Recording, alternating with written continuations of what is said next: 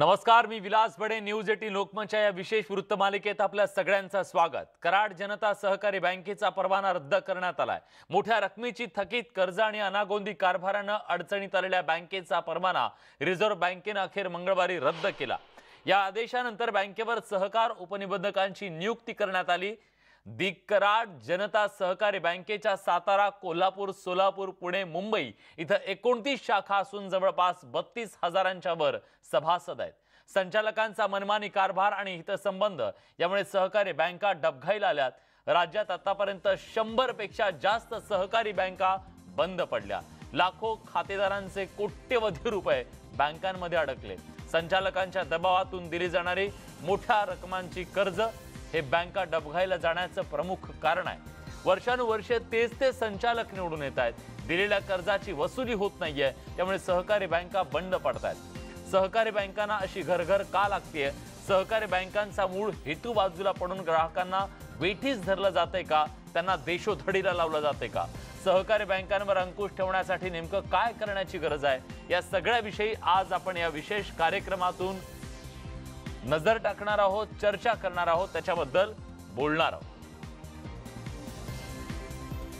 या सगळ्या संदर्भात बोलण्यासाठी आता आपल्या सोबत मान्यवर पाहुणे आहेत. सुरुवातीला आपल्या सोबत असतील महाराष्ट्र अर्बन कोऑपरेटिव्ह बँक फेडरेशनचे अध्यक्ष विद्याधर अनासकर सर.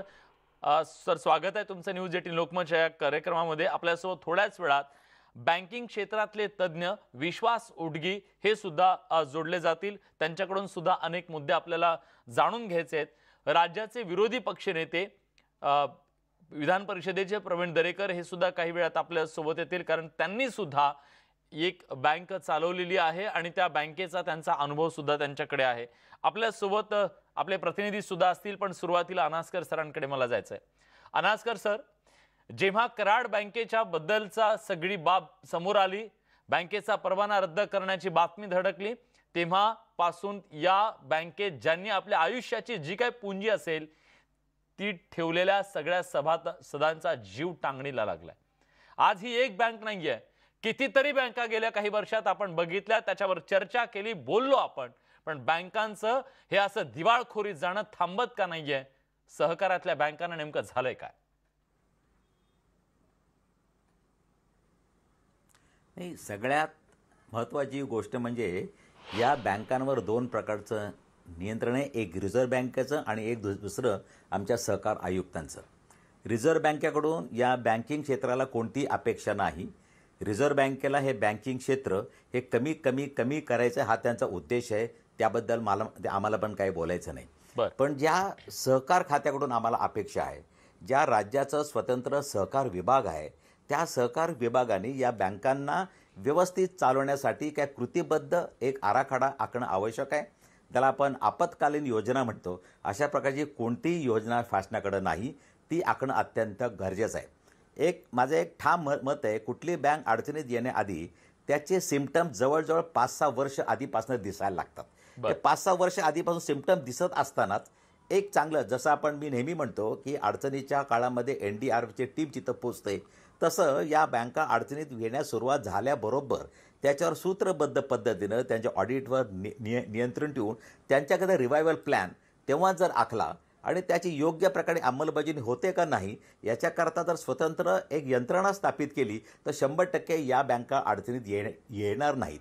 आपल्याकडं मात्र काय होतं की शेवटच्या स्टेजला त्या बँकांचं लायसन रद्द केल्यानंतरच ही सगळी यंत्रणा फिरायला लागते. अजून एक छोटं उदाहरण देतो. या कराड बँकेवर लिक्विडेटरची नेमणूक केली. लिक्विडेटरला असं वाटतं की आपलं काम म्हणजे या बँकेचे मालमत्ता विकायचे, लोकांचे पैसे द्यायचे. पण बँकेची मालमत्ता म्हणजे बँकेचे कर्ज ही देखील एक बँकेची मालमत्ता आहे. त्या कर्जाच्या वसुलीकरता लिक्विडेटरकडून कोणतेच प्रयत्न होत नाहीत. आज सगळ्यात महत्त्वाची गोष्ट लक्षात ठेवा, या कराड अर्बन बँक ही बुडली नसती, 100% नसती बुडली. या संचालकांनी आणि त्या प्रशासकांनी योग्य वेळी निर्णय घेतले नाहीत. निर्णय जर लगेच घेतले असते तरी बँक वाचली असती. आज 242 कोटी रुपये कर्ज असताना त्यांचा जवळजवळ 354 कोटी रुपये त्यांचं वसुलीचं व्याज वगैरे आहे. त्याच वेळेला व्याजामध्ये सूट देऊन जर OTSची योजना राबवली असती प्रभावीपणे, तुम्ही 4% जरी वसूल केले असते तरी संपूर्ण कर्ज आलं असतं आणि सगळे पैसे रिकव्हर होऊन बँक नफ्यामध्ये आली असती. पण अशा प्रकारचे प्रशासकाला अधिकार आहेत का? तर प्रशासकाला अधिकारच नाहीत. प्रशासक हा सहकार खात्याच्या म्हणण्यानुसार प्रशासक ही तात्पुरती योजना आहे. ही तात्पुरतं आम्ही त्याला तिथं बसवलेलं आहे. तर प्रशासकाच्या हातात कोणतेच अधिकार जर नसतील तर प्रशासक काम करू शकत नाही. कायद्याच्या दृष्टिकोनातून प्रशासक entered the shoes of board, संचालक मंडळाच्या बुटामध्ये तो प्रवेश करतो. त्यामुळे संचालक मंडळाला असलेले सर्व अधिकार हे प्रशासकाला असणं आवश्यक आहे. त्यामुळे OTSची स्कीम फ्लोट करणं, आज तुम्हाला 4% या मी तुम्हाला एक साधं उदाहरण देतो. या कराड अर्बन बँकेमध्ये एक जरंडेश्वर कारखाना आहे. त्याचा 5.5 कोटी रुपये लोन दिलं आणि आजचं येणं 42 कोटी. दुसरा कारखाना आहे तो त्याचं 9 कोटी रुपये लोन 54 कोटी रुपये थकीत आहे. 54 कोटी वसूल होणार नाही. पण त्याचबरोबर सवलत देऊन 4% सरळ व्याजाने जरी रक्कम घेतली असती, कोणाला किती सूट मिळते हा भाग वेगळा आहे. पण बँक वाचती आहे. ठेवीदारांचं हित लक्षात घेता मी नेहमी मीडियाला पण मी तुम्हाला विनंती करतो की यामध्ये सर्वप्रथम आपण प्राधान्य दिलं पाहिजे ठेवीदारांना, आणि नंतर ज्यांनी गुन्हा केला, भ्रष्टाचार केला त्यांना शिक्षा कशी होईल तो भाग नंतरचा आहे. आज आपण जे मीडियामध्ये एवढं जबरदस्त काहूर माजल्यानंतर कुठलाही मनुष्य सहकारी बँकेमध्ये पैसे ठेवणार नाही. असलेले पैसे काढून घ्यायला लागेल, आणि काढून घ्यायला सुरुवात केल्याबरोबर जगातली श्रीमंत ते श्रीमंत बँक बुडायला एक दिवस बास झाला. कारण का 100 रुपयापैकी आम्ही 70 रुपये स्वतःकडे ठेवून 30 रुपये स्वतःकडे ठेवून 70 रुपये वाटत असतो. त्यामुळे उद्या 31वा मनुष्य पैसे मागायला आला कुठली बँक बुडणारच आहे.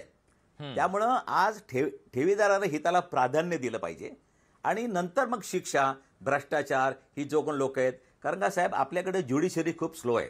रुपे बँकेची चौकशी गेली 14 वर्ष सुरू आहे. आजही अहवाल 88चा आलेला नाही, आजही नाही. कोर्टामध्ये वर्षानुवर्ष केसेस सुरू आहेत. आणि हीच या खरी सगळ्या प्रकरणात चिंता आहे की याला प्राधान्य दिलं या पाहिजे. सगळ्यातून हे जे दुष्टचक्र सुरू झालेलं आहे त्यातून सुटका काही ठेवीदारांची होत नाहीये, आणि ठेवीदार आज हवाल दिला आहे.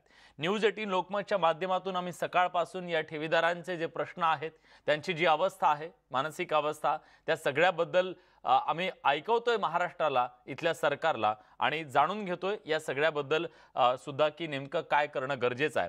आपल्यासोबत आता राज्याचे विरोधी पक्षनेते विधान परिषदेचे प्रवीण दरेकर जोडले गेलेले आहेत. दरेकरजी, स्वागत आहे तुमचं. आणि आपल्यासोबत विश्वास उडगी सुद्धा जोडले गेलेले आहेत. सुरुवातीला प्रवीण दरेकर यांच्याकडे जातोय. प्रवीणजी, सकाळपासून ज्या प्रतिक्रिया आल्या, लोकांनी आपल्या आयुष्याच्या संध्याकाळी आपल्याला लागेल म्हणून जी जमापुंजी ठेवलेली होती बँकेत, ती आता कशी मिळणार? या विवंचनेत ती माणसं आहेत. आपल्याला काम करण्याचं वय नाही आता. आपली ही जर ठेव गेली तर पुढे जगायचं कसं, हा त्यांच्या समोरचा सवाल आहे. आणि या महाराष्ट्राच्या समोरचा सवाल आहे की मग या सगळ्यातून, या दुष्टचक्रातून सुटका कधी होणार आहे? कारण सहकार जिथं रुजला तिथंच तो उद्ध्वस्त का होतोय? म्हणजे मी न्यूज 18 लोकमतचं मनापासून आभार व्यक्त करेन की एका अत्यंत महत्वाच्या अशा विषयावर या ठिकाणी चर्चेच्या माध्यमातून आणि आज लेखमालेच्या माध्यमातून आवाज उठवत आहे.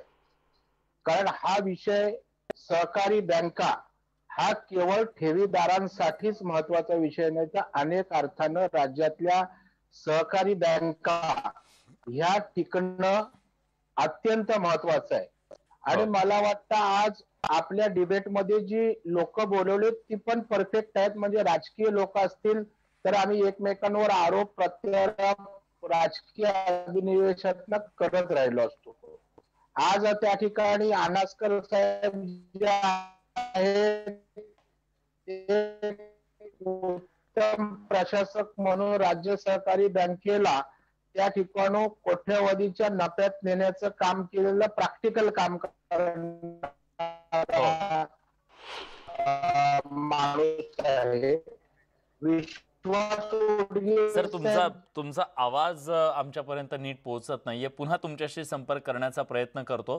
आता आपल्या सोबत प्रफुल्ल साळुंखे आहेत. प्रफुल्लकडे जाऊया.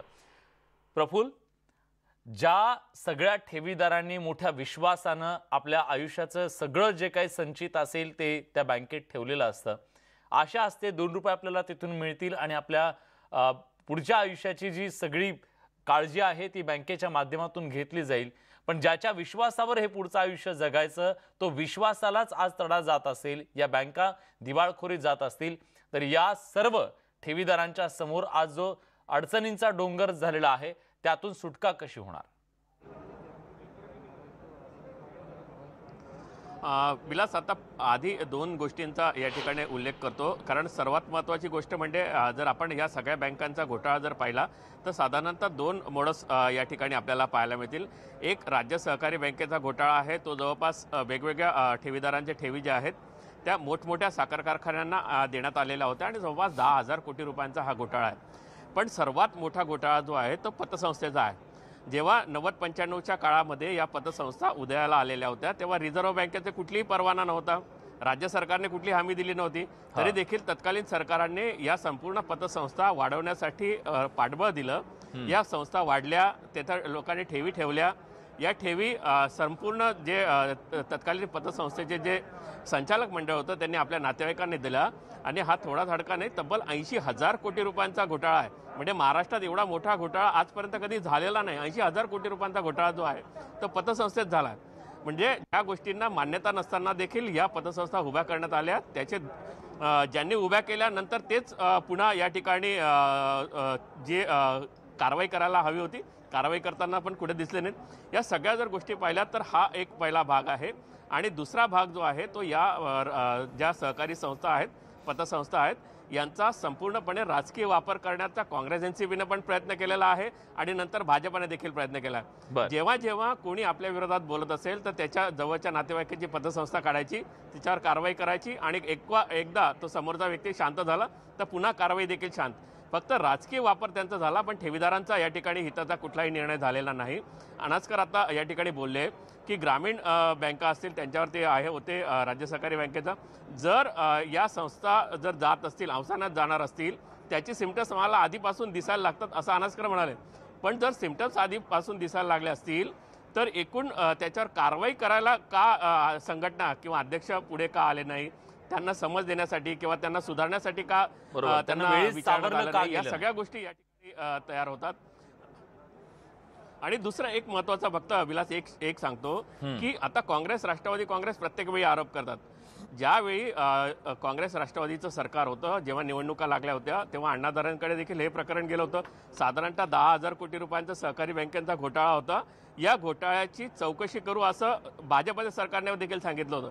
5 वर्ष भाजपचं सरकार राहिलं पण एकदाही त्या घोटाळ्यासंदर्भात कारवाई झालेली नाही. इव्हन जो अण्णा हजारेंनी MRA पोलीस स्टेशनला अर्ज दाखल केला होता त्याची साधी पुढे कारवाई देखील झाली नाही. म्हणजेच याचा राजकीय वापर जो आहे तो काँग्रेस पण केला आणि भाजपने देखील आतापर्यंत दिसतंय आपल्याला. धन्यवाद तुम्ही दिलेल्या सगळ्या सविस्तर माहितीबद्दल. विश्वास उडगे आता आपल्या सोबत आहेत. विश्वासजी, बघितलं आपण ही एक बँक नाहीये, एकानंतर एक जणू या बँकांची दिवाळखोरी जाण्याची मालिका सुरू झाली आहे. काय हे नेमकं घडतंय, नेमकं चुकतंय कुठे आणि हे घडतंय की घडवलं जातंय? एक लक्षात घ्या, राजकीय पक्ष एकमेकावरती आरोप प्रत्यारोप करतील, सहकारी बँकांमधले पतपेढ्यांमधले वगैरे वगैरे भ्रष्टाचार होतो हे आता सगळ्यांना माहिती आहे. पण प्रश्न तिथे सुटणारा नाही. प्रश्न यांचं रेग्युलेशन आणि सुपरविजन करणाऱ्या ज्या संस्था आहेत त्याच्यामध्ये राज्य सरकारांकडे आतापर्यंत जे सुपरविजन होतं ते आता रिझर्व्ह बँक ऑफ इंडियाकडे आलंय. आता रिझर्व्ह बँक ऑफ इंडिया असं म्हणायचं की राज्य सरकारचं सुपरविजन बरोबर नाहीये आणि रिझर्व्ह बँक ऑफ इंडियाने इतके दिवस रेग्युलेशन काय केलंय असं जाहीरपणे आमच्यासारखे लोक सारखे विचारतायत. माझा मुद्दा असा आहे की रिझर्व्ह बँक ऑफ इंडियाने अर्बन कोऑपरेटिव्ह बँकांच्या बाबतीमध्ये 93 साली जो काही प्रचंड मोठा शेअर घोटाळा आणि बँक ऑफ कराडचा घोटाळा झाला त्या अनुषंगाने मगाशी कोणीतरी उल्लेख केला की काही नियम त्यांनी आणण्याचा प्रयत्न केला. फार अगदी वैद्यनाथन कमिटी पासून ते मराठी कमिटीपर्यंत अनेक शिफारशी आहेत. पण त्याच्यात धोरण काय आहे? रिझर्व्ह बँक ऑफ इंडियाचं धोरण शेवटी सर्व सहकारी बँकांचं संकुचन करणे. म्हणजे 2001 साली 2100 बँका होत्या, आजच्या घडीला 1200 बँका आहेत. या 1200 पैकी महाराष्ट्रामध्ये साधारणपणे आता मला वाटतं 700च्या आसपास बँका असतील. मी अर्बन सहकारी बँकांविषयी बोलतो. त्यात ही कराड जनता आता डबघाईला आली आणि गेली. 3 वर्षापूर्वी ती प्रशासकाकडे होती. मूळ मुद्दा मगाशी विद्याधर रानसकरनी अत्यंत सोप्या शब्दात बरोबर ते समजावून सांगितले आपल्याला की रिझर्व्ह बँक ऑफ इंडियाची भूमिका काय आहे. की तुमच्या हातामध्ये बँक चांगली होती तेव्हा इन्स्पेक्शन आणि ऑडिट होतं, तसंच राज्य सरकारच्या इन्स्पेक्शनकडे पण ऑडिट आणि इन्स्पेक्शन होतं. हे दोघंही जर त्या ठिकाणी फेल जात असतील तर ती बँक फेल होत असताना हेच खरी साक्षीदार असतात. त्यामुळे उंदराला मांजर साक्ष असा तो प्रकार होता. हा. भ्रष्टाचार झालेलाच आहे, पण तो भ्रष्टाचार होत असताना बघणारे ऑडिटर्स आणि इन्स्पेक्टर हे तेवढेच गुन्हेगार आहेत. अशा लोकांना इकॉनॉमिक ऑफेंडर्स विंग आपली जी काही आहे, त्यांना असा एकही देशामध्ये आर्थिक गुन्हा नाहीये की यांना आपण बुक करू शकतो आणि यांना आपण योग्य ती शिक्षा करू. पण मूळ मुद्दा काय, याच्यामध्ये बँक बुडते आणि बँक बुडल्यानंतर तो प्रशासक आणल्यानंतर सुद्धा ती रिकव्हरी होत नाही. त्या रिकव्हरी करता प्रशासक काही प्रयत्नच करत नाही. प्रशासक जर रिकव्हरी करता प्रयत्न करणार असेल तर विद्याधर रासकर म्हणतात त्याशी मी 100% सहमत आहे की बँकेचं पुनरुज्जीवन करण्यासाठी प्रशासक आहे किंवा नाही, तर तो असायला हवा. मग तो कुठलीही बँक घ्या, आतापर्यंत गेल्या 10 वर्षातला आजही बँका काही आहेत त्या प्रशासकाच्या अंडर आहेत. नाव घेतो Rupee bank, Pen urban cooperative bank, आणि आता तुम्ही पंजाब अँड महाराष्ट्र आहे आणि कर्नाळा बँक आहे. या बँका अंतिमतः रिझर्व्ह बँक ऑफ इंडियाच्या नियमाप्रमाणे लिक्विडेशन मध्ये जाऊन त्यांचं लायसन रद्द होणं हे रिझर्व्ह बँक ऑफ इंडियाच्या आत्ताच्या धोरणाप्रमाणे विधिलिखित आहे. कारण प्रशासक काहीही रिकव्हरी करत नाहीत. मग पंजाब अँड महाराष्ट्र वाधवा असेल किंवा विवेक पाटील कर्नाळा बँकेत असतील किंवा सीकेपी बँकेमध्ये कोण म्हणजे नाव त्यांची जी नावं जी आहेत त्या ते मुंबईकर आणि सीकेपी मधले मोठी नावं आहेत. यांचे पैसे रिकव्हर करण्यासाठी कोण असमर्थ होतं? ते सहकार खाते पण होतं, रिझर्व्ह बँक होते. माझा मुद्दा असा की मग आता रिझर्व्ह बँक ऑफ इंडिया ताठमानेने सांगते की आम्ही तुम्हाला 5 लाखापर्यंत इन्शुरन्स देतो आहोत. म्हणजे पूर्वी बँक ऑफ कराड गेली 93 साली, तेव्हा 1 लाखाचा इन्शुरन्स प्रीमियम आला. मी स्वतः साक्षीदार आहे, पृथ्वीराज चव्हाण आणि आम्ही सर्वांनी मिळून ती बँक ऑफ इंडियामध्ये मर्ज केली आणि ठेवीदारांना सुरक्षित ठेवले. पण ठेवीदारांना सुरक्षित अधिक करण्याकरता 1 लाखाचा इन्शुरन्स आला. तो इन्शुरन्स आता 5 लाख केला, म्हणून ठेवीदार सुरक्षित होत नाहीयेत. तर रिझर्व्ह बँक ऑफ इंडिया आज असं सांगतं की या कराड जनता मधल्या 99% लोकांना आम्ही 5 लाख देऊ. म्हणजे 5 लाख केव्हा मिळतील? अजून साधारणपणे 5 ते 10 वर्षात ते मिळतील. पण लोकांचा समज असा होतो की ते 3 ते 4 महिन्यात ते मिळणार आहेत. हीच गोष्ट सीकेपी बँकेमध्ये 28 एप्रिल पासून आहे. गेले 10 महिने ते लोक वाट बघतायत आणि लिक्विडेटर जेडी पाटील यांच्या विरुद्ध माझीच केस मुंबईच्या हायकोर्टात आहे. न्यायमूर्ती काथावाला यांनी चीफ जस्टिस मुंबई हायकोर्ट यांच्याकडे अशी ऑर्डर काढून मागणी केली आहे की या सर्व केसेस मी हिअरिंग करेन, कारण ह्याच्यामध्ये आरबीआयचा रोल, स्टेट गव्हर्नमेंटचा रोल, या सगळ्याची सुनावणी करणं आवश्यक आहे. आणि म्हणून अत्यंत महत्वाची गोष्ट सीकेपी बँकेचं लायसन रद्द झाल्यानंतर त्या ठिकाणी घडते. हीच गोष्ट सर्व बँकांना लागू आहे भारतामध्ये. आणि म्हणून रिझर्व्ह बँक ऑफ इंडिया नेमकं कायद्याचा कशी विल्हेवाट लावते. राज्य सरकारमध्ये कधी बीजेपी असेल, कधी एनसीपी किंवा काँग्रेस असेल, मूळ मुद्दा त्यांना रिझर्व्ह बँक ऑफ इंडियाशी टक्कर घेऊन ठेवीदारांसाठी काय करण्याची हिंमत आहे का? आजच्या सहकार मंत्र्याची नाही आहे, हे मला सीकेपीच्या उदाहरणातून दिसतंय. आणि म्हणून सीकेपीच्या निमित्ताने मी हे सांगतोय, एनसीपी आणि काँग्रेसच्या हातातल्या महाराष्ट्रातल्या सर्व बँका रिझर्व्ह बँक ऑफ इंडियाकडे जी पॉवर्स आलेली आहेत त्यातून त्यांचे सगळे अधिकार जातील. आणि येत्या कालखंडामध्ये 44 सहकारी बँका ज्या सेक्शन 35 खाली प्रशासकाच्या अंडर आहेत, यांचे लायसेन्सेस रद्द करणे आरबीआयचं धोरण आहे. आज नाही तर उद्या त्यांना ते लिक्विडेशन मिळणार. लिक्विडेशन नंतर लायसेन्स रद्द होणार. ठेवीदारांना 5 लाखाचं गाजर दाखवणार. ते केव्हा मिळतील? जेव्हा आमच्यापैकी अनेक लोक स्मशानात जातील तेव्हा. त्यामुळे 5 लाखाच्या वरच्यांना कवडी मिळणार नाही. मग म्हणून प्रश्न असा आहे, गुन्हेगारांना सजा तर द्याच, पण ठेवीदारांना 100% पैशाची सुरक्षा देण्यासाठी कोणता कायदा करणार आहात? आज LICच्या पॉलिसीला 100% सॉव्हरीन गॅरंटी आहे. तशी बँकांमधल्या सर्व ठेवीदारांकरता या देशाच्या सरकारने कायदा करू नये का? करायला पाहिजे. आणि त्याकरता या देशातल्या 148 लाख कोटी एवढ्या ठेवींचा आता मी सांगतो ते असुरक्षित आहेत. तुम्ही केवळ सहकारी बँका म्हणता, मी खाजगी बँका, सहकारी बँका आणि राष्ट्रीयकृत बँका या सर्वांच्याच ठेवी असुरक्षित आहेत असं या देशाचा रिझर्व्ह बँक ऑफ इंडियाचं आणि देशाचं धोरण आहे. आणि म्हणून मी आता जागा करू इच्छितो सर्वांना, ठेवीदारांनो जागे व्हा आणि 100% ठेवी सुरक्षित करण्याकरता या देशाच्या सरकारने कायदा केला पाहिजे, अशी मागणी होणं आवश्यक आहे. आज एक बँक, उद्या दुसरी बँक, आपण रडत राहू, आपल्या हातात कवडी मिळणार नाही. जे 5 लाख देतो म्हणून सांगतात ते 5 लाख आपल्या मृत्यूनंतर मिळतील. म्हणून कायदा करण्यासाठी आज शेतकऱ्यांचा आणि कामगारांचा जो आग्रह आहे तसा या बँकेतल्या ठेवीदारांचा पण आग्रह असला पाहिजे. निश्चितच, आणि आज ते अत्यंत गरजेचं आहे. ही चर्चा पुढे चालू ठेवणार आहोत. एक छोटासा ब्रेक घेतोय, कुठे जाऊ नका, पहा फक्त न्यूज 18 लोकमत. महाराष्ट्रातल्या बँकांना कोणीही तारणहार राहिलेला नाही. मुलीचं लग्न ते यावरची मोडलंच आहे. ठेवीदार हवाल देईल या विशेष वृत्तमालिकेत पुन्हा एकदा आपल्या सगळ्यांचं स्वागत. ब्रेकच्या पूर्वी या बँकांवर नजर ठेवण्याची जबाबदारी असलेल्या रिझर्व्ह बँकेच्या बद्दल सुद्धा काही सवाल निर्माण झाले. पण आता मला प्रवीण दरेकर यांना विचारायचं आहे. दरेकरजी, हा महाराष्ट्र सहकाराला खरं तर इथं पाय रोवण्यासाठी अत्यंत पोषक असा होता आणि याच महाराष्ट्रामध्ये सहकार काय असतो, त्याचे फायदे काय हे जगाला दिसलं. साखर कारखानदारी असेल किंवा बँका, या सगळ्या क्षेत्रातल्या सहकाराचे फायदे आपण घेतले. पण असं झालं काय?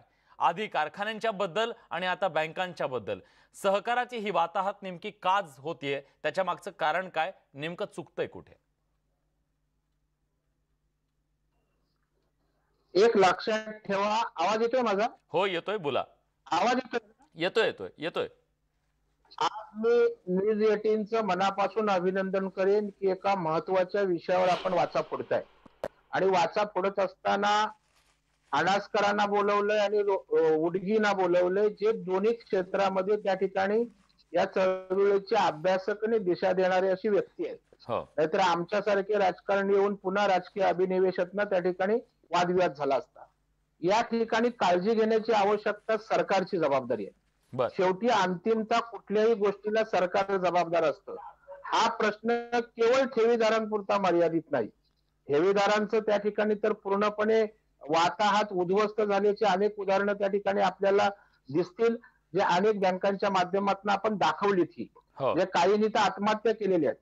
सिटी बँक आज त्या ठिकाणी आपण 16 लोक त्या ठिकाणी मृत्युमुखी पडलेत, 5 लोकांनी आत्महत्या केली आणि अशा अनेक प्रसंग आहेत की आपल्या आयुष्याची जी कमाई असते ती ठेवतात आणि ती बँक बुडाल्यानंतर त्या ठिकाणी त्यांना पैसे मिळत नाहीत. आता दोष त्यांचा आहे का की त्यांनी ठेवी ठेवल्या? या ठिकाणी दोष व्यवस्थेचा आहे. जर त्या ठिकाणी बँक असते आणि सरकार असते, त्यांनी जसं अनास्कर साहेबांनी सांगितलं की त्यांनी योजना करायला पाहिजे. आपत्कालीन जर योजना केली, तुम्ही काही रक्कम शेअरच्या माध्यमातून घ्या ना. बँकांकडून बँक सुरक्षित असताना काही पर्सेंटेज ठरवा, काही रक्कम घ्या, जो आपत्कालीन निधी म्हणून आम्ही सगळ्या सहकारी बँका एकत्रितपणे राज्य सरकारला देऊ. त्याच्यामध्ये राज्य सरकारने त्याचं शेअरिंग करावं आणि ज्या वेळेला बँका अडचणीत येतील, आता काय येतात, कशासाठी येतात ही चर्चा आपण करू, परंतु अडचणीत आल्यानंतर त्या ठेवीदारांना संरक्षित त्या ठिकाणी करता येईल, ही पहिली बाजू. त्या निमित्तानं त्या ठिकाणची जे कर्मचारी आहेत त्यांच्या नोकऱ्यांचा प्रश्न सुरक्षित होईल. दुसरी गोष्ट, आणि ती बँक पुन्हा सुरळीतपणे चालू होऊन लोकांच्या विश्वासास पात्र ठरेल, याच्यासाठी एक योजना बनवण्याची आवश्यकता आहे, जी कधीच यावर विचार झाला नाही. दुसरं, अशा प्रकारचे ज्या कंट्रोलिंग अथॉरिटी आहेत त्या कंट्रोलिंग अथॉरिटीनी थोडं फ्लेक्झिबल व्हायला पाहिजे. म्हणजे तुम्ही पाय बांधाल आणि सांगाल पण, तर त्या ठिकाणी प्रॅक्टिकली शक्य प्रकारचे निर्बंध लावले जातात. आणि निर्बंध काय लावतात? तुम्ही कर्ज द्यायचं नाही, कर्ज वाटायचं नाही. अरे कर्ज वाटायचं नाही, बँक चालवायची, मग बँक नफा कशातनं कमवणार? पुन्हा सोयी देण्यासाठी काय करणार?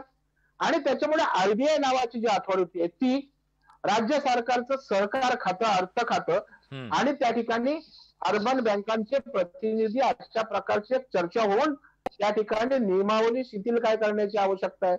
दुर्दैवानं होतं काय, आरबीआय कंट्रोलिंग अथॉरिटी आहे, त्यांनी कडक निर्बंध लादलेच पाहिजे, त्याबद्दल दुमत असायचं कारण नाही. परंतु ते बँक सर्व्हाइव्ह करण्यासाठी जर फ्लेक्झिबल होता येत असेल तर त्या ठिकाणी झालं पाहिजे. आता त्या ठिकाणी राज्य सहकारी बँकाने काही अर्बन बँकांचं मर्जिंगचा प्रस्ताव दिला असेल, जर फिजिबल होत असेल तर कायद्यात बदल करावा लागला, काही फ्लेक्झिबल भूमिका घ्यावी लागली, ती घ्यावी लागेल. याचं कारण शेवटी या बँका बुडत असताना, चालू असताना पण त्यांचं योगदान आहे ना. कर्जाच्या माध्यमातून योगदान आहे, सरकारला मदतीच्या भावनेतनं योगदान आहे आणि त्याच्यामुळं अशा प्रकारचा दुर्दैवाने विचार केला जात नाही. आणि त्याच्यामुळे एका बाजूला फिजिबल होण्यासाठी धोरण, कायदा त्या ठिकाणी फ्लेक्झिबल करावा लागेल, सुरक्षितता अबाधित ठेवत, आणि ज्या वेळेला ती बँक सुस्थितीत येईल, एक लक्षात ठेवा, ज्या ठिकाणी संचालक मंडळ घोटाळा करतात 100% कारवाई करा, त्यांच्यावर जेलमध्ये टाका, कोणी असू द्या. परंतु जर कुठल्याही अशा मेजॉरिटी संचालकांची इच्छा नसते की आमच्या कारभारातनं ती बँक अडचणीत यावी, मग कधी कर्ज थकतात, कधी आपत्ती येते, कधी त्या ठिकाणी व्यवसाय चालत नाही, अशा वेळेला ज्या वेळेला नॅचरल फोर्स मध्ये त्या बँकेच्या कारभारावर परिणाम होतो. आणि जसं मगाशी अनास्कर साहेब म्हणाले की अलार्मिंग स्टेज ज्या वेळेला असते, जसं आपण आजारी आपल्याला थोडं दुखलं खुपलं की आपण डॉक्टरकडे जातो, आपण औषधं घेतो, त्यामुळे ऑपरेशन आपलं टळतं, साध्या त्या ठिकाणच्या गोळ्यांवर आपण बरं होतो. आणि मग जर पहिल्या अलार्मिंग स्टेजला त्या ठिकाणी राज्य सरकारनं हस्तक्षेप केला आणि त्यांना बॅकअप दिलं, कारण ज्या वेळेला 100 रुपयाचं बॅकअप देऊन ती संस्था जगत असते त्यावेळेला 100 रुपयाचं बॅकअप देत नाहीत, आणि ज्या वेळेला ती 1000 रुपयाच्या मदतीची आवश्यकता असते त्यावेळेला सरकार लक्ष घालायचा प्रयत्न करत असेल तर ते सरकारलाही पॉसिबल नसतं आणि आर्थिक दृष्ट्या ते वर्केबल होत नाही. आणि म्हणून माझा असा आपल्या या चर्चेच्या माध्यमातून राज्य सरकारला सुझाव राहील की आपण जसं आपत्कालीन परिस्थितीमध्ये एनडीआरएफ एसडीआरएफच्या माध्यमातून आपण विशेष योजना करतो, त्या पद्धतीनं आपण या सहकारी बँकांच्या साठी सुद्धा राज्य सरकारने विशेष त्या ठिकाणी आपत्कालीन योजना करण्याची आवश्यकता आहे. ज्याला कॉन्ट्रीब्युट आम्ही करू ना, आम्ही बँकर्स आहोत, सहकारी बँका कॉन्ट्रीब्युट करतील, कर्ज दिल्यानंतर कर्जात काही पर्सेंटेज ठेवा. आपण आज सेसच्या माध्यमातून वेगवेगळं कर घेतो, आपण असा एक फंड रेझिंगचा एक कर म्हणा किंवा आपत्कालीन निधी म्हणा असं जनरेट करा ना. आज काही लाख कोटीची ही चळवळ सहकारी बँकांची आहे, आणि प्रत्येकाने थोडा काही अंश कॉन्ट्रीब्युट केला तर एक मोठी रक्कम जमेल. आणि जर माझ्या सहकारी बँकेच्या माध्यमातून उद्या दुसरी माझी त्या ठिकाणी अडचणीत येणारी सहकारी बँक ही उभारी घेणार असेल तर त्या ठिकाणी ती बँक ही सर्वाईव्ह होते. आणि यात आता सगळ्यात महत्वाचा प्रश्न राहतो ठेवीदारांचा काय दोष आहे? बँक चालवणं ही तुमची जबाबदारी आहे, त्या बँकेला संरक्षित करणं तुमची जबाबदारी आहे. कारण तुम्ही त्या ठिकाणी इन्शुरन्सच्या साठी पैसे घेता, पण तो आज मोदी साहेबांनी 1 लाखाचा 5 लाख करून तो एक बऱ्यापैकी मध्यमवर्गीय माणसाला दिलासा दिलाय. पहिला त्या ठिकाणी डिपॉझिट इन्शुरन्स असायचा तो 1 लाखापर्यंत होता. 1 लाखाच्या ठेवी आपल्या त्या ठिकाणी समजा काही कारणाने बँक बंद पडली तर त्या ठेवींचा आपल्याला 1 लाखाचा इन्शुरन्सची रक्कम मिळायची, जी आता 5 लाखापर्यंत झाली. मला वाटतं हेही वाढलं पाहिजे, 10 लाखापर्यंत गेलं पाहिजे. त्याला जो कर्मचारी वर्ग आहे, जो शिपाई आहे, कामगार आहे, मध्यमवर्गीय आहे, तो आज या रेंजमध्येच असतो. त्याची आज मजाल 1 लाख ते 25 लाखाच्या दरम्यानचा हा जो सहकारी बँकेतला ठेवीदार आहे हा गरीब आहे. हा त्यालाही 1 लाखापासून 25 लाखापर्यंतची ठेव त्याची डुबणं म्हणजे तो उद्ध्वस्त होणार. बरोबर. आणि अशी कितीतरी उदाहरणं सध्या राज्यामध्ये आहेत. आपण ऐकतोय त्या सगळ्या, कुणाचं लग्न अडलेलं आहे, कुणाचं घर उद्ध्वस्त झालेलं आहे, तर कुणाच्या ऑपरेशनचा खर्च त्यांना आता उचलता येत नाही. अशी कितीतरी लोक आहेत ज्यांचा आधार जो होता तो आज हिरावला गेलेला आहे. त्यामुळे त्यांना आधार कसा मिळणार हा सवाल आहे. तुम्ही जे काही उपाय सुचवलेला आहे त्याच्याबद्दल विचार सरकार करतं का हे पाहणं महत्त्वाचं आहे. पण मुद्दा तो सुद्धा आहे की ज्यांनी या सगळ्या ठेवीदारांवरती ही वेळ आणली त्यांच्यावर कारवाई का होत नाहीये? सातत्यानं 10-10, 15-15 वर्षे केवळ चौकशांची नाटकं होत असतील तर मग त्यांच्यावर धाक कसा राहणार? चर्चा करूया ब्रेकच्या नंतर. कुठे जाऊ नका, पहा फक्त न्यूज 18 लोकमत. महाराष्ट्रातल्या बँकांना कोणीही तारणहार राहिलेला नाही.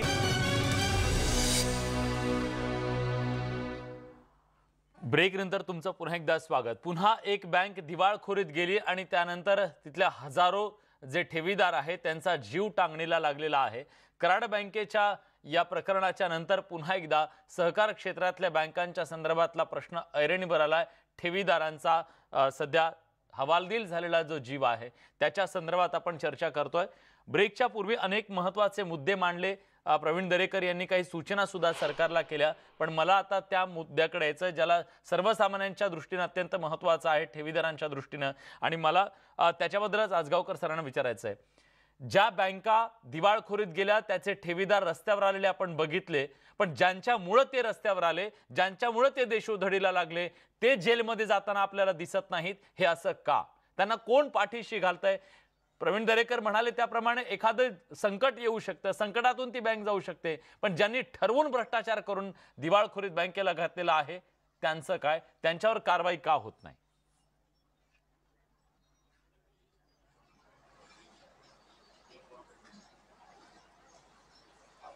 सर, माझा आवाज येतोय तुमच्यापर्यंत?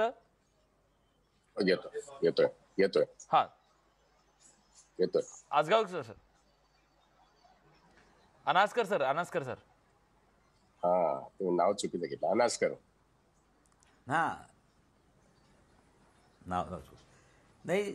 सगळ्यात महत्त्वाची गोष्ट म्हणजे आता जे आपण टायटल बी ऐकलं की नागरी सहकारी बँकांकडे तारणहार उरला नाही. हा, माझं असं म्हणणं आहे, याला तारणहार कोण असेल तर तो या बँकांचा ग्राहक आहे. या ग्राहकाला जोपर्यंत आपण अवेअरनेस देत नाही, बँकिंग सुशिक्षित करत नाही, त्यामुळे आपली ठेव कुठं ठेवायची, कारण ग्राहक हा राजा असतो मार्केटचा. त्यामुळे आपली ठेव कुठं ठेवायची, त्यासाठी योग्य बँक निवडायची कशी, याचं जोपर्यंत त्याला अवेअरनेस, त्याला ज्ञान दिलं जात नाही, त्याला बँकिंग अवेअरनेस, बँकिंग साक्षरता क्रिएट केली जात नाही, तोपर्यंत या बँकांवरती अंकुश ठेवायचं काम ग्राहकांकडून होणार नाही. ज्यावेळी बँकांना कळायला लागेल की मी असं वागल्यामुळं, माझ्या पॅरामीटर खाली गेल्यामुळं माझ्याकडे डिपॉझिटचा ओघ कमी होतोय, त्यावेळी या बँका निश्चितच सुधारतील. आज तसं होताना दिसत नाही. त्यामुळं शासनाने सगळ्यात पहिल्यांदा काम कुठलं हातात घेतलं पाहिजे तर ग्राहकांचं प्रशिक्षण, या ठेवीदारांना बँकिंग साक्षरता निर्माण करणं हा सगळ्यात महत्त्वाचा भाग असला पाहिजे. दुसरी सगळ्यात महत्त्वाची गोष्ट अशी की तुम्ही बघता की आपल्याकडे ज्युडिशरी खूप स्लो आहे. ज्युडिशरी इतकी स्लो आहे की 14 वर्ष 88ची एन्क्वायरी सुरू आहे. रुपी बँकेचं उदाहरण घ्या, 14 वर्ष एन्क्वायरी सुरू आहे. त्यामुळे जसं एखादा बलात्काराचा गुन्हा असेल किंवा दुसरा कुठला गुन्हा फास्ट ट्रॅक कोर्टामध्ये चालतो आणि ते फास्ट ट्रॅक कोर्टामध्ये जवळजवळ 2-3 महिन्यात 6 महिन्यात त्याचा निकाल लागतो. तशीच आमची अपेक्षा अशी आहे, जर असा एखादा गुन्हा घडला तर त्याच्याकरता 14 वर्ष एन्क्वायरी, सहकार खात्याची एन्क्वायरी आणि परत EOW असेल, काही असेल तर यामध्ये स्पीडी ज्युडिशरीच्या फास्ट करायची असेल तर याच्याकरता फास्ट ट्रॅक कोर्ट काहीतरी निर्माण केली पाहिजे.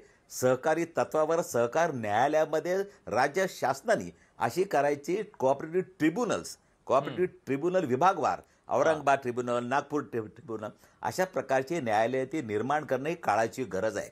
तेव्हा कुठं लोकांना विश्वास वाटेल की या माणसाने जो भ्रष्टाचार केलाय त्याच्याबद्दल त्याला ताबडतोब पुढच्या 6 महिन्यात शिक्षा होतीये. पण आज कोणी एन्क्वायरीला घाबरत नाही, कारण की एन्क्वायरी त्याला माहिती, एन्क्वायरी वर्षानुवर्ष चालते. अनेक ठिकाणी त्याला स्थगिती दिली जाते. मंत्र्यांच्या स्तरावर स्थगिती दिली जाते, हायकोर्टाच्या स्तरावर स्थगिती दिली जाते आणि तो मनुष्य परत उभं राहतो. तुम्ही रुपी बँकेचं उदाहरण घ्या, तर ज्या लोकांवर टेंटेड डायरेक्टर्स, रिझर्व्ह बँकेने सांगितलं की या लोकांनी निवडणूक लढवायची नाही, त्या लोकांनी रिझर्व्ह बँकेनं प्रतिज्ञापत्र दिलं, आम्ही निवडणूक लढवणार नाही, रिझर्व्ह बँकेने निवडणूक घ्यायला परवानगी दिली, ही लोक परत उभी राहिली. का तर तसा प्रकारचा कायदा केला नव्हता. त्यामुळे हायकोर्ट म्हणालं की कायदा नाहीये, त्यामुळे या लोकांनी जरी अंडरटेकिंग दिलं असलं तरी ते मागं घेऊ शकतात. आणि आश्चर्याची गोष्ट म्हणजे 30 लोक परत निवडून येतात. त्यामुळे एकंदर जनतेच्या मनामध्ये विश्वास निर्माण करायचा असेल तर अख्खं संचालक मंडळ बरखास्त न करता त्यातले जो रिझर्व्ह बँकेला इन्स्पेक्शनमध्ये जे 2-3 लोक दोषी आढळतात त्या 2-3 लोकांवर जर कारवाई केली तर संचालक मंडळ अबाधित राहील, बँकेला काही धोका होणार नाही.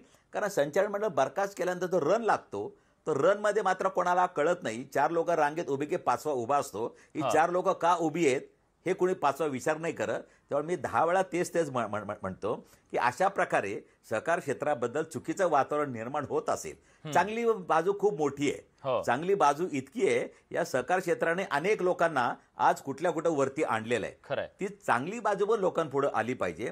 त्यामुळे हे ग्राहक हा राजा असतो. त्यामुळे ठेवीदारांनी, आता तुम्हाला एक छोटं उदाहरण देतो. 2013 साली कायदा आला की ऍक्टिव्ह मेंबर, ज्या लोकांचा या बँकेच्या वाढीत सहभाग आहे, ठेवीदार अथवा कर्जदार, त्यांनाच फक्त मतदानाचा अधिकार. 2013 पासून 2020 पर्यंत त्याची अंमलबजावणी होऊ शकली नाही. त्याच्यावर अजून सॉफ्टवेअर निर्माण झालेलं नाही. 7-7 वर्ष. त्यामुळे आज तो कायदा येऊन देखील सगळ्या लोकांना मतदानाचा अधिकार आहे. कारण अशा प्रकारे ऍक्टिव्ह, नॉन ऍक्टिव्ह याचं क्लासिफिकेशन बँकांना करता आलेलं नाही. आणि तशा प्रकारचा प्रयत्न सहकार खात्याकडून आजपर्यंत झाला नाही. ही दुर्दैवाची गोष्ट आहे. त्यामुळे ज्या लोकांचा 100 रुपयाचा शेअर असतो, ज्यांचा त्या बँकाच्या व्यवसायामध्ये काडीचाही संबंध नाही अशी लोक निवडणुकीमध्ये आपल्या प्रतिनिधी निवडून देतात. त्यामुळे मी माझ्या बँकेमध्ये जस्ट एक उदाहरण देतो. 20 वर्षापूर्वी कायदा केला की जो मनुष्य ग्रॅज्युएट आहे तोच इलेक्शनला एलिजिबल होईल. बर. कारण का ज्याला रिझर्व्ह बँकेचं सर्क्युलर वाचून त्या निर्णयामध्ये पार्टिसिपेट होता येत नाही तो संचालक होणार नाही. अशा प्रकारे आपल्या बायलॉजमध्ये या सभासदांनीच अशा प्रकारची प्रोव्हिजन केली पाहिजे की कायद्यामध्ये बदलाची वाट न बघता तुम्ही तुमच्या बायलॉजमध्ये असं सक्षमपणा करू शकता. तुमचा नफा किती असावा, डिव्हिडंड किती असावा, तुम्ही जाहिरातीद्वारे किती खर्च करावा, हे सभासदांनी इंटरेस्ट घेतला पाहिजे. आपल्याकडे मात्र ते होत नाही. 30-30 हजार सभासद असलेल्या बँकेच्या वार्षिक सभेला केवळ 50 लोक उपस्थित असतात. वार्षिक सभा ही प्रोसिजर म्हणून पाळली जाते. त्याच्यामध्ये बदल होणं आवश्यक आहे. शासनाने त्याकरता कडक निर्बंध केले पाहिजेत. या वार्षिक सभामध्ये मंजूर एका वेळी 1 ते 10 विषय मंजूर होतात. नाहीतर काही वेळेला हजारो लोक मारामारी करायला तिथं येतात. वार्षिक सभा म्हणजे काय? आज तुम्ही वर्षभर ज्या पद्धतीने बँक चालवली ते लोकांना समजून सांगण्याकरता वार्षिक सभेचं आयोजन आहे. याचं महत्त्व सभासदांमध्ये रुजलं पाहिजे. त्याच्याकरता प्रशिक्षण, अवेअरनेस आणि साक्षरता ही निर्माण करायचं काम सरकारने पहिल्यांदा हातात घेतलं पाहिजे. म्हणजे पुढची जी घटना आहेत त्या तरी आपल्याला रोखण्याकरता मदत होईल असं मला वाटतं. निश्चितच 2 अत्यंत महत्त्वाचे मुद्दे तुम्ही सांगितले. एक म्हणजे आता ठेवीदार असतील या सगळ्यांना साक्षर करणं गरजेचं आहे. आपली जबाबदारी काय आहे ते ओळखणं खूप गरजेचं आहे. आणि दुसरी महत्त्वाची गोष्ट तुम्ही सांगितलं की कायद्याच्या मध्ये ज्या अडचणी आहेत, जे लूपहोल्स आहेत, त्यामुळे सुद्धा या सगळ्याला मोठा फटका बसतोय हे तुमचं म्हणणं आहे. मला उडगी सरांना विचारायचं आहे. उडगी सर, या 2 महत्त्वाच्या बाजूंबरोबर आणखीन एक बाब आपल्याला दिसून येते ती म्हणजे राजकीय हस्तक्षेप. हा राजकीय हस्तक्षेपच आज या सगळ्या क्षेत्राच्या मुळावर उठलेला आहे का? तुमचं काय मत आहे? हे पण 2 मान्यवर जे बोलले हा झाला इतिहास. तो जो सल्ला आहे ना दरेकर साहेबांना दिला आणि अनास्कर साहेबांनी दिला तो इतिहास झाला. त्या सगळा काळजीचा भाग संपला. आता रिझर्व्ह बँक ऑफ इंडियाने संपूर्णपणे चक्र स्वतःकडे घेतलेलं आहे आणि केंद्र सरकारने त्यांना सर्वाधिकार दिलेले आहेत. राज्य सरकारचे अधिकार संपलेले आहेत. कोऑपरेटिव्ह कमिशनचे अधिकार जवळजवळ संपलेले आहेत. त्यामुळे आता आपण शिळोप्याच्या गप्पा बंद करूया. सरळ 44 ज्या बँका म्हणजे जो प्रशासकाच्या अंडर आहेत ना त्या बँका रिवायवल होणार का संपुष्टात येणार या प्रश्नावरती चर्चा करूया. आता मला जे दिसतंय रिझर्व्ह बँक ऑफ इंडियाचं धोरण त्या 44 बँका त्यांना संपवायच्या आहेत. आणि ज्या चांगल्या बँका त्याच्यामागचं कारण काय सर? काय ते त्याच्यामागचं कारण काय असू शकतं? का रिझर्व्ह बँकेला नाही याचं कारण तिथले प्रशासक रिकव्हरी करत नाहीत हे विद्यार्थ्यांना खूप चांगलं समजावून सांगितलेलं आहे. याचा अर्थ बुडीत कर्ज ना कर्ज बुडवणाऱ्यांना शिक्षा होत ना बुडीत कर्ज वसूल होत. मग काय होणार? शेवटी बँकेचं लायसन कॅन्सल होणार, बँक लिक्विडेशन मध्ये जाणार. ही प्रक्रिया रिझर्व्ह बँक ऑफ इंडिया आता त्याला गती देत आहे. म्हणून मी ढळढळीत विधान केलं 44 बँका आता स्मशानात जाण्याच्या तयारीत आहेत. त्या 44 बँकातल्या लाखो कोटी ठेवी असणाऱ्या लोकांनी काय करायचं या प्रश्नाकडे तुमचं लक्ष वेधणं आवश्यक आहे. त्यामुळे आपण मागे काय झालं, काय करायला पाहिजे हे सोडून द्या. आता रिझर्व्ह बँक काय करते त्यांना आपण रोखू शकतो का याची चर्चा करूया. हे झालं 44 सहकारी बँकांच्या बाबतीत. स्पष्टपणे सांगायचं तर रिझर्व्ह बँक ऑफ इंडिया आता ज्या चांगल्या सहकारी बँका आहेत त्यांना डिव्हिडंड एप्रिलमध्ये पण देऊ दिला नाही आणि आता पण देऊ दिला नाही. आणि सरळ सरळ धमकी आहे तुमचे एजीएम जे आहे तुमचं संचालक मंडळ आहे आम्ही बरखास्त करू आणि आम्ही सांगतो तो सीईओ तुम्ही तिथे तुमच्याकडे आणलं पाहिजे आणि तुमची बँक आम्ही पुढच्या वर्षापर्यंत तुम्ही खासगी लायसन घेणार का? त्याला अर्थ स्मॉल बँकिंग लायसन किंवा कुठलंही जसं आता सरकारची नवीन पॉलिसी आरबीआयची प्रायव्हेट बँकांना ओपन करण्याची जी लायसन्सिंग पॉलिसी आहे ती चांगल्या सहकारी बँकांना सहकारी क्षेत्रातून काढायचं आणि खाजगी क्षेत्रात ढकलायचं हे रिझर्व्ह बँक ऑफ इंडियाचं धोरण आहे. मग याच्याविषयी तुम्हाला काय भूमिका आहे? ठीक आहे, मी प्रवीण दरेकर यांना विचारतो. दरेकरजी, विश्वास उडगींनी जो मुद्दा मांडला तो अत्यंत गंभीर आहे.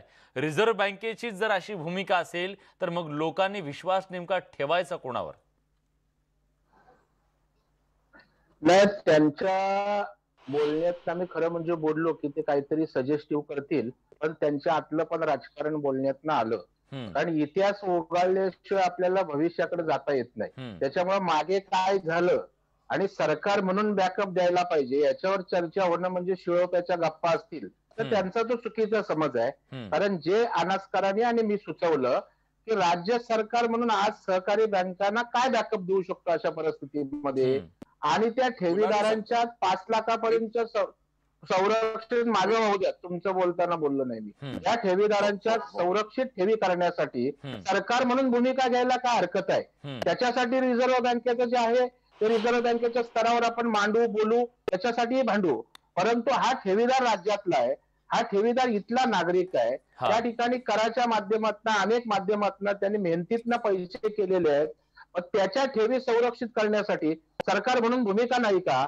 जर आपण शेतकऱ्यांना त्या ठिकाणी पैसे देतो, ठीक आहे, मी उत्तर घेतो, माझा वेळ संपलाय. वेळ संपलेला आहे. आपत्कालीन परिस्थितीमध्ये जर तो ठेवीदार अडचणीत असेल तर राज्य म्हणून भूमिका नाही का की त्या ठिकाणी रिझर्व्ह बँकेला ढकलायचं? उडगी सर, अगदी थोडक्यात सरकारला काय अधिकार राहिलेला आहे शिल्लक?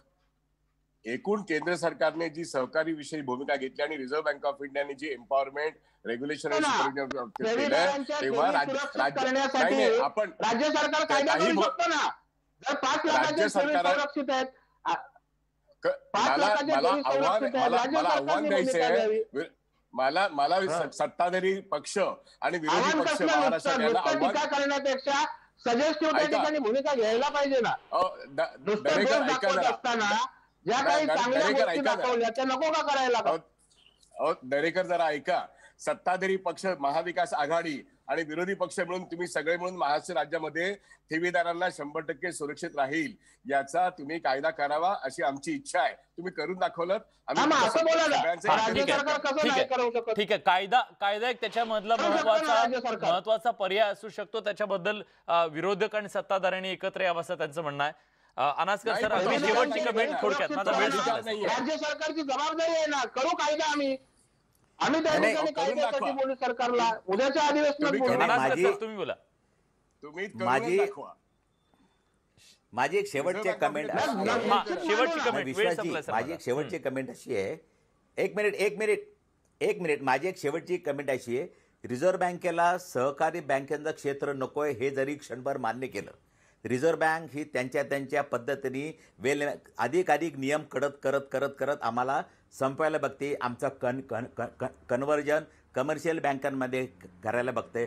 पण अशा परिस्थितीत या बँकांना वाचवणं हे आमचं आणि सरकारचं तेवढंच काम आहे. मला अधिकार असो वा नसो, पण मी त्यांना वाचवू शकतो का? तर उत्तर होय. त्या वाचवण्याकरता मला काय करायला पाहिजे?